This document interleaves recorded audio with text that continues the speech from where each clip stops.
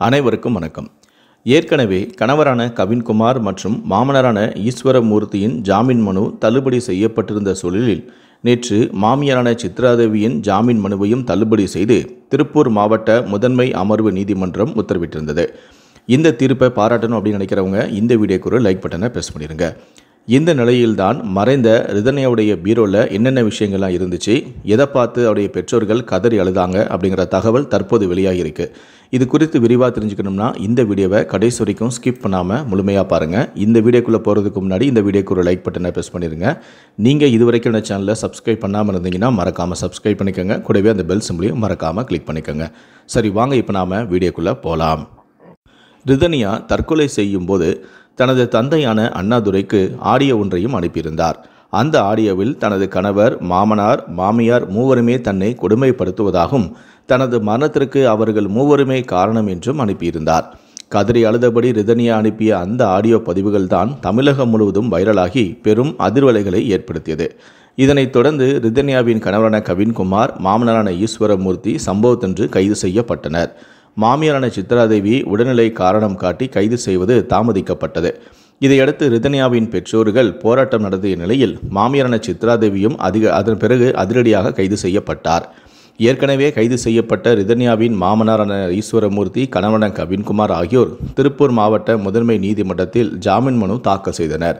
அந்த மனுவானது கடந்த 7ஆம் தேதி தள்ளுபடி செய்யப்பட்டது. தாமதமாக கைதான நிலையில் ரிதன்யாவின் மாமியாரான சித்ராதேவியும் அதே 7ஆம் தேதி ஜாமீன் மனு தாக்கல் செய்தார்.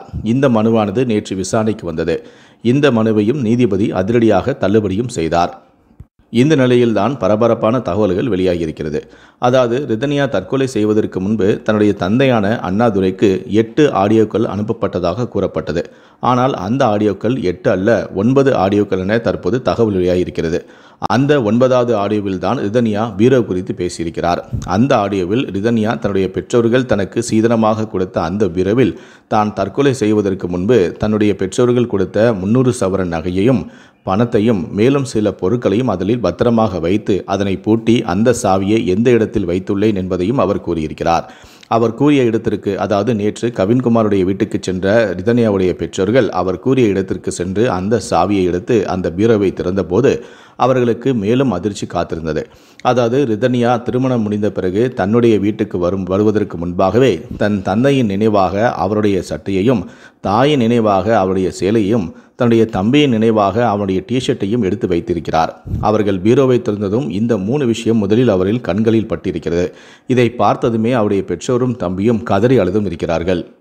மேலும் அந்த பீரோவை திறந்தவுடனே அவர்கள் குடும்பமாக எடுத்துக்கொண்ட அந்த புகைப்படத்தையும் அவர் ஒட்டியிருந்தார். இதை பார்த்ததும் அவர்கள் கலங்கிவிட்டார்கள். இப்படிப்பட்ட பாசமான பிள்ளையை பறி கொடுத்துட்டோமே அப்படின்னு ரிதன்யாவுடைய பெற்றோர்கள் அங்கு அழுத காட்சி அங்கு இருந்தவர்களையே மனசையே நோகடிச்சிருக்கு.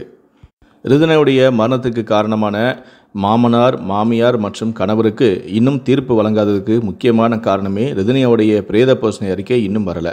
ஸோ அது வந்த பிறகு தான் அவங்களுக்கு என்ன மாதிரியான தண்டனை கொடுக்கப்படும், ரிதன்யா எந்த அளவுக்கு கொடுமைப்படுத்தப்பட்டிருக்காங்க, காயப்படுத்தப்பட்டிருக்காங்க, எல்லா டீட்டெயிலும் தெரிஞ்சிடும்.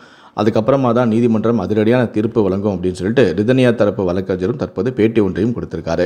அது தொடர்பான வீடியோவும் தற்போது சமூக ஊடகங்களில் வைரலாக பகிரப்பட்டு வருது.